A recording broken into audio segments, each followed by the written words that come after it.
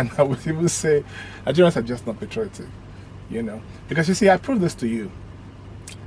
Nigerians break every law conceivable in Nigeria. But these same Nigerians go to America and obey the law. Why is that so? Now, it's because of a dysfunctional system. Okay. Our system in Nigeria is our systems are dysfunctional, right? Now, I have always talked about the respect for rule of law. Whether you're a politician or you're just a lay citizen, you must respect the rule of law. But the problem is, in Nigeria, there is no consequence for offense.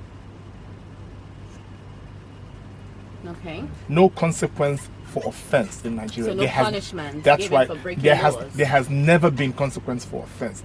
And so what happens is, Nigerians are also very sentimental. I paint you a scenario. A young man goes into a shop and steals a Bible, right?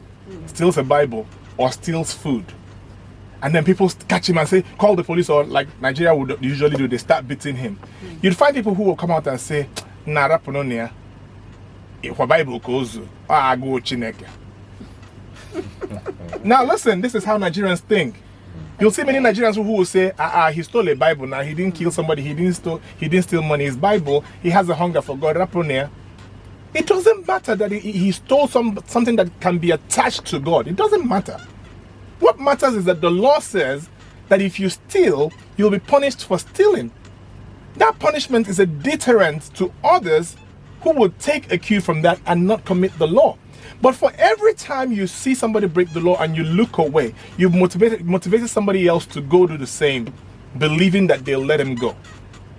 You see the point? So that is what is happening in Nigeria. The police are letting people go scot-free because they are well placed in society, or because they have money to give, or because they know some important person somewhere who will place a call and say, let him go.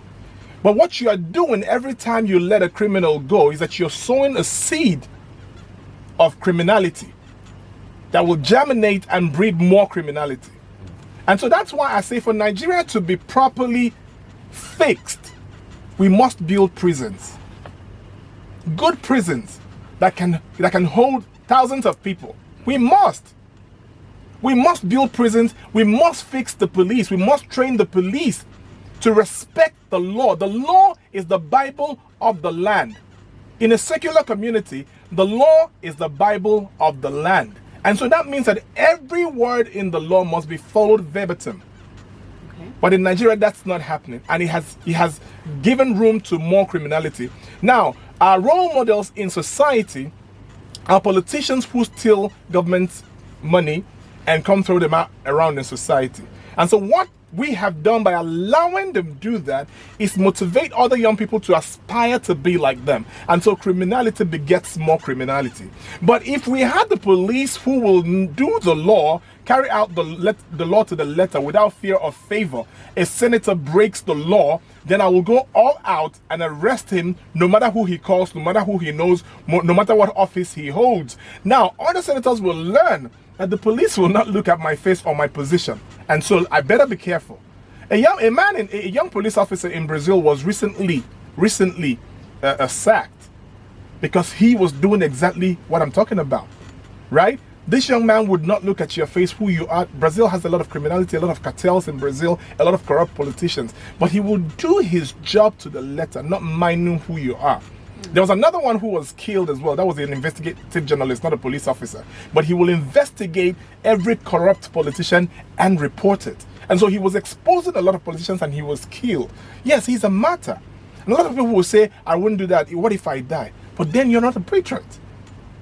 You're not a patriot, because if you were a patriot, you'll be willing to lay down your life for the right cause.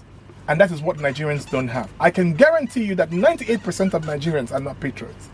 98% of Nigerians will not speak the truth for fear of being slapped or being locked up.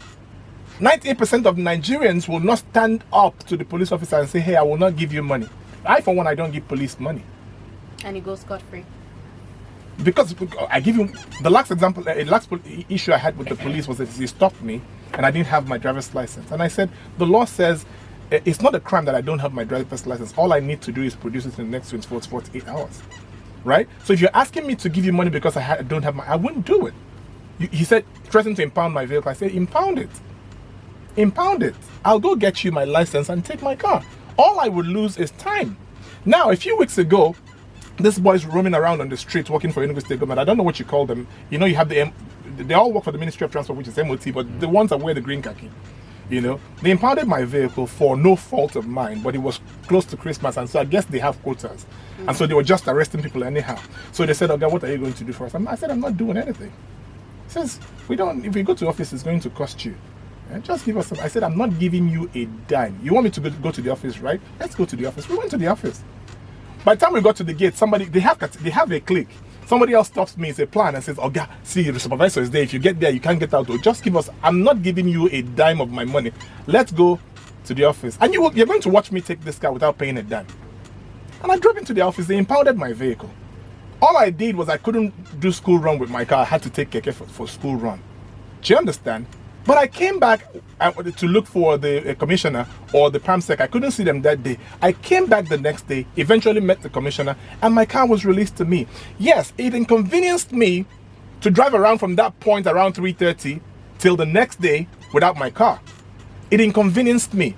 But I was proven a point that I will not do what is wrong to save my own skin. Now, if every Nigerian would take that kind of stance with the police, with the MOT, with the banks, with customs, with immigration, whoever it is, if every Nigerian will stand their ground and refuse to give a bribe or do the wrong thing, Nigeria will be good. But it all starts with us. In our minds, we are corrupt people. You see, I go to the filling station to buy fuel, and then the salespeople will tell you, if you want to buy full tank, you give us 500 naira, or you buy our product. But if you don't, we sell 3,000 worth of fuel to you. And I say, it is not what you guys are doing is not constitutional. But every single one of you will sit down and blame Buhari and Nigerian politicians for being corrupt. But every time you're given a little office of authority, you manifest what you are. That if you actually were given the opportunity to become like Buhari, you do worse than he does.